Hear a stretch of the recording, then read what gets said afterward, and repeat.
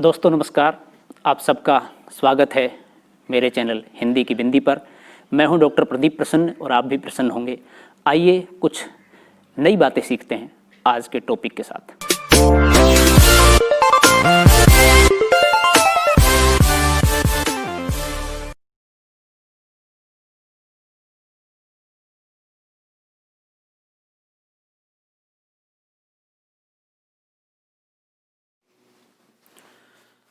विद्यार्थियों, आज की वीडियो हम बना रहे हैं प्रिय प्रवास अयोध्या सिंह उपाध्याय हरिओद द्वारा लिखित महाकाव्य के षष्ठ सर्ग पवन संदेश, जो मंदा क्रांता छंद में लिखा गया है, उसके पार्ट 2 को यहाँ व्याख्यायित रूप से प्रस्तुत कर रहे हैं। मुख्य रूप से मत्स्य विश्वविद्यालय अलवर के हिंदी साहित्य तृतीय वर्ष के प्रथम प्रश्न पत्र का ये पाठ्यक्रम है, जिसमें प्रिय प्रवास शामिल है। बाकी प्रिय प्रवास को अन्य परीक्षा की तैयारी करने वाले विद्यार्थी भी अध्ययन कर सकते हैं। तो आइए शुरू करते हैं आज की वीडियो। थोड़ा आगे सरस रव का धाम सतपुष्प वाला, अच्छे अच्छे बहुद्रुम लतावान सौंदर्यशाली, प्यारा वृंदा विपिन मन को मुग्धकारी मिलेगा। राधा कह रही है कि हे पवन, आप जब थोड़ा आगे जाएंगी तो आगे चलने पर सुंदर पुष्पों से सज्जित स्थान मिलेगा, जहां पर निवास करने वाले पक्षी अपने मधुर कलरव से तुम्हें मोह लेने का प्रयास करेंगे, तुम्हें रोकेंगे। सरस रव, रव माने आवाज, अच्छे अच्छे बहुद्रुम लतावान सौंदर्यशाली, और वहां पर मेरी व्यथा को जानकर उसे दूर करने के लिए आपको बहुत ही सुंदर शोभायमान जो हैं वे पक्षी और द्रुमलता वृक्ष और उनकी लताएं रोकने का प्रयास करेंगी। जहां पर निवास करने के लिए पक्षी अपने मधुर सुंदर कलरव से तुम्हें मोह ले लेंगे, और उस शोभा को निरखने के लिए, उसका आनंद लेने के लिए वहां आप रुकना मत, बल्कि मेरी व्यथा को जानकर उसे दूर करने के लिए मेरे प्रियतम तक संदेश पहुंचाने को ही प्राथमिकता देना है। इसे ध्यान में रखना। हाँ, अगर तुम थोड़ा थक जाओ और उस थकान को तुम्हें दूर करना हो तो रास्ते में तुम्हें कोई वृक्ष मिले जिसकी छांव में कुछ देर विश्राम करना हो, तो कुछ क्षणिक विश्राम करके और जो दूसरे थकित और दुखी पथिक दिखाई दे पड़े तो अवश्य ही उसके पास जाकर उसके दुख को दूर करने का प्रयास करना, क्योंकि दुखी और आर्त प्राणी के दुख को दूर करना सज्जनों का प्रथम कर्तव्य है।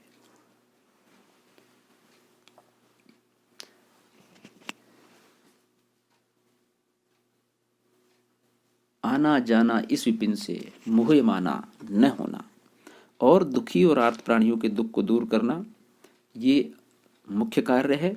अपने सुखद शीतल स्पर्श से उसके स्पर्श को, शरीर को, तपन को शांत करना, और अपनी मधुर सुगंध से थके हुए लोगों को स्फूर्ति प्रदान करना, उन्हें प्रसन्नता देना। राधा यहाँ पर दुख कातर है। वे पवन से यही अनुरोध करती है कि दुखी लोगों को छोड़कर आगे मत जाना। आगे बढ़ना तो दुखी लोगों का निवारण करते हुए आगे बढ़ना। मधुर स्वर में लक्षणा है, कलरव है। कुंजों की छांव में आनंद से कलरव करते हुए पक्षियों की ओर संकेत किया गया है। राधा एक संवेदनशील होकर के पवन से संदेश दे रही है। जाते जाते अगर पथ में क्लांत कोई दिखावे, तो जाके सन्निकट उसकी क्लांतियों को मिटाना, धीरे धीरे परस करके गात उत्ताप खोना, सदगंधों से श्रमित जन को हर्षितों सा बनाना। और तुम्हें क्या करना है कि यदि तुम्हें वृंदावन से आगे मथुरा की ओर जाते समय मार्ग में कोई थका हुआ व्यक्ति दिखाई दे तो उसे उसके पास जाकर उसकी सभी बाधाओं एवं पीड़ाओं को मिटा देना। इस कार्य के लिए तो उसके शरीर का धीरे धीरे स्पर्श करके समस्त संताप मिटा देना और अपनी शीतल मादक सुगंधों से उस थके हुए व्यक्ति को एकदम प्रसन्न चित्त बना देना, ताकि वो सारी थकान भूल जाए और हर्षित होकर के उसका मन उल्लास करने लगे। हे पवन, संलग्ना हो सुखद जल के शांतिहारी कणों से, लेके नाना कुसुम कुल का गंध आमोदकारी, निर्धुली को गमन करना उद्यता भी न होना, आते जाते पथिक जिसके पंथ में शांति पावे। हे पवन, तुम जल के शीतल सुखकारी कणों से युक्त होकर और अपने साथ अनेक प्रकार के पुष्पों की आमोदकारी सुगंध लेकर के निरंतर लगातार आगे बढ़ती जाना।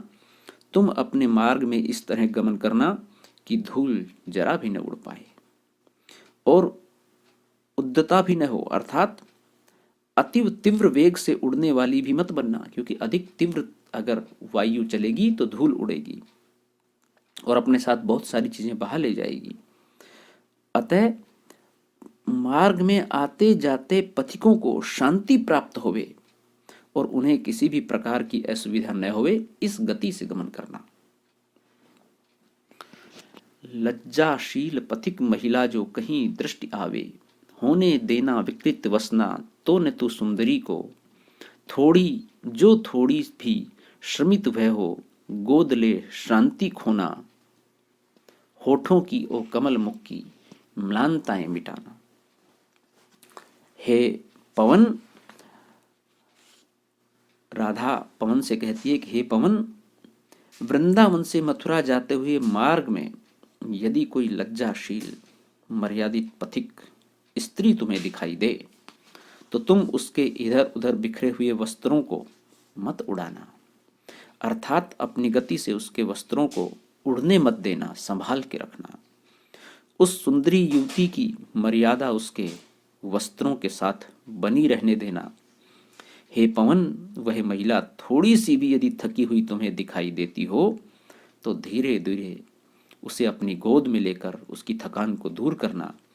थकान से मलिन हुए होठों की ओर कमल के समान मुख की कालिमा को अपनी शीतल हवा से दूर करने का प्रयास करना तथा उसे फिर से मार्ग में चलने की हिम्मत देना, उसे हौसला देना, ताकि वो अपने गंतव्य से अपनी मंजिल तक, अपने साध्य तक पहुंच सके।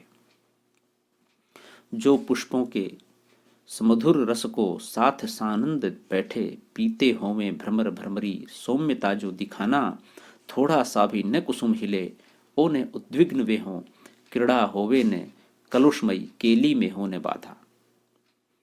और राधा कहती है आगे कि हे दूती पवन, अगर तुम्हारी दृष्टि में पुष्पों के ऊपर मधुर रस का पान करते हुए उल्लास के साथ बैठे हुए कोई भ्रमर भ्रमरी का जोड़ा दिख जाए तो तुम अपनी सौम्यता एवं शीतलता प्रकट करना।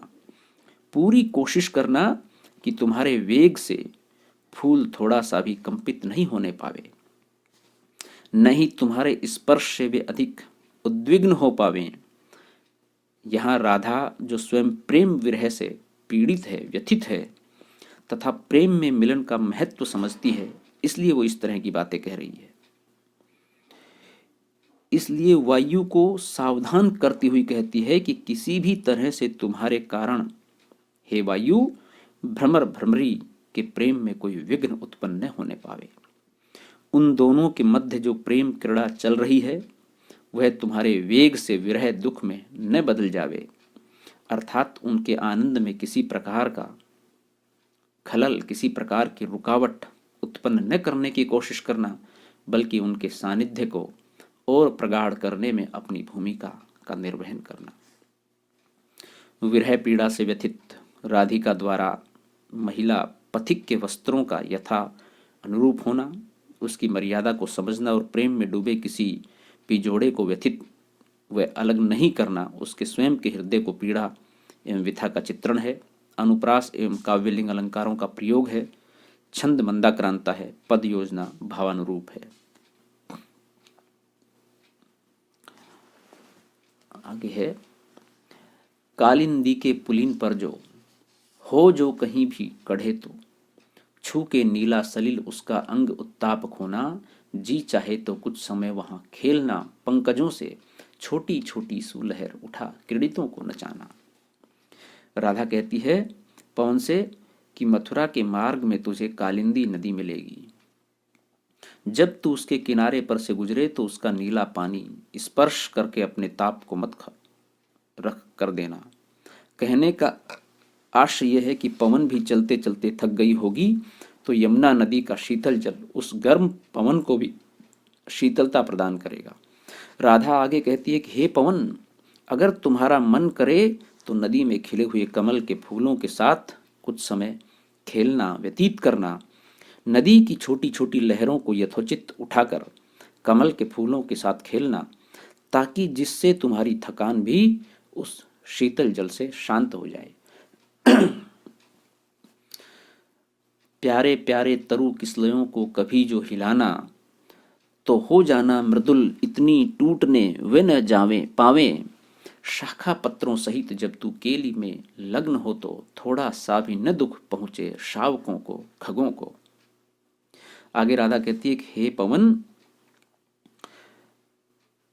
तू अपने वेग से अगर तरु अर्थात वृक्षों को, पेड़ों को, किसलय अर्थात पत्तों को हिलाए तो इतनी कोमलता के साथ उनका स्पर्श करना कि वे पत्ते उस वृक्ष से विलग न हो पाए। पेड़ की डालियों शाखाओं के साथ जब तू खेल में मग्न हो तो सिर्फ इतना ध्यान रखना कि पक्षी के शावक, उनके छोटे छोटे बच्चे उन शाखाओं के कोटरों में और पेड़ पर बने घोंसलों में रहते हैं, उनका कोई नुकसान न होने पाए। अर्थात किसी भी प्रकार से उनके घर को आप संभालना, उसे उजाड़ना या उखाड़ना नहीं। कहने का आशय यह है कि खेल में मग्न होने पर भी तुझे इतना भान रहे कि पक्षियों के बच्चों का नुकसान किसी प्रकार से न होने पाए। तेरी जैसी मृदु पवन से सर्वथा शांति कामी, कोई रोगी पथिक पथ में जो पड़ा हो, कहीं तो मेरी सारी दुखमय दशा भूल उत्कंठ होके खोना सारा कलुष उसका, शांति सर्वांग होना। राधा कह रही है कि हे पवन, तेरे जैसी कोमल शीतल पवन जो कि सबको हमेशा शांति प्रदान करती है, और सभी दुखी जन जिस पवन को प्राप्त करने की इच्छा रखते हैं, वही पवन तू धीमी गति से शीतलता के साथ गमन करना, शीतलता के साथ बहना। अगर मार्ग में कोई रोगी मिल जाए तो मेरी दुख पीड़ा को भूलकर इच्छित भाव से उस रोगी की सारी पीड़ा को हर लेना, उसे दूर करने का पूर्ण प्रयास करना, उसके प्रत्येक अंग में शीतलता व्याप्त करना, ताकि उसे दर्द में कुछ आराम मिल सके। आगे राधा कहती है कि कोई क्लांता कृषक ललना खेत में जो दिखावे, धीरे धीरे परस उसकी क्लांतियों को मिटाना। जाता कोई जलत यदि हो व्योम में, तो उसे ला छाया द्वारा सुखित करना तप्त भूतांगना को। राधा पुनः कहती है कि हे पवन, मंद शीतल गति से बहते हुए अगर किसी खेत में तुझे सुंदर किसान स्त्री दिखाई दे तो धीरे धीरे स्पर्श करके उसके श्रम बिंदुओं को, उसके पसीने को सोखना, दूर करना, उसकी थकान को मिटाना।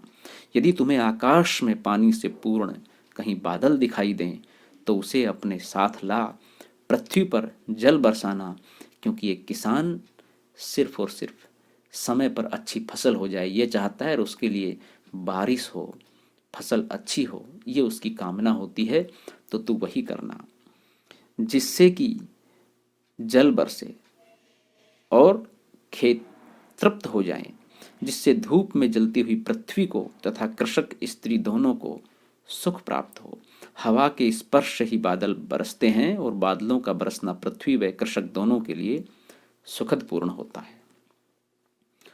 उद्यानों में, सुउपवन में, वाटिका में, सरों में, फूलों वाले नवल तरु में, पत्र शोभी द्रुमों में आते जाते न रम रहना, ओए आसक्त होना, कुंजों में, ओ कमल कुंज में, विथिका में, वनों में। राधा कहती है कि हे पवन, मथुरा मार्ग में जाते हुए मध्य में तुम्हें उद्यान, उपवन, कुंज सभी मिलेंगे, लेकिन तुम उद्यानों में, उपवनों में तथा वाटिका के सुरम्य वातावरण में स्वयं को मत खो देना। अर्थात वहां की अद्भुत छटा को देखकर तुम अपने जाने का उद्देश्य मत भूल जाना। वहां की वाटिका में नए नए वृक्ष लगे हैं जिन पर कोमल पत्ते हैं, तुम उन सब का आसक्त मत हो जाना। कुंज में लगे हुए कमल की पत्तियों पर मोहित मत होना, न ही वन मार्ग की सुंदरता पर मुग्ध होना। हे पवन, तुम गतिमान रहना, चलती रहना। अनुप्रास एवं काव्यलिंग अलंकार का प्रयोग है, मंदाक्रांता छंद है, भाषा सरल, सहज और बहुत ही सौम्यता लिए हुए है। मथुरा के मंदिरों की शोभा का, वहाँ के कृषकों का, वहाँ की ललनाओं का बहुत ही सुंदर वर्णन है। विद्यार्थियों, ये थी आज की वीडियो। आपको कैसी लगी हमें ज़रूर बताएं। आशा करते हैं वीडियो आपने पूरी देखी होगी। प्रिय प्रवास को हम जो इस में अंश है पवन संदेश का, ये पूरा पढ़ाएंगे। आप लगातार वीडियो देखते रहें। यदि वीडियो अच्छी लगी हो तो इसे लाइक कीजिए, शेयर कीजिए, कमेंट्स कीजिए और चैनल को सब्सक्राइब करना न भूलें। आपके मन में कोई सवाल है, कोई जिज्ञासा है, कोई प्रश्न है तो आप कमेंट्स के माध्यम से हमें बताइए, हम उसका निराकरण करने की कोशिश करेंगे। और हिंदी की बिंदी चैनल को सब्सक्राइब करना न भूलें। आज की वीडियो में इतना ही। नेक्स्ट वीडियो में फिर मिलते हैं, तब तक के लिए शुक्रिया, नमस्कार। अक्सर शब्दों से ही प्रीत की पीड़ा नहीं कही जाती, वाणी से वाचिक करके ये गाथा नहीं कही जाती। इसको कोई व्याख्यायित कर दे ऐसा कोई इतिहास नहीं, यह शाश्वत धारा है जो रुकती नहीं, बही बही जाती।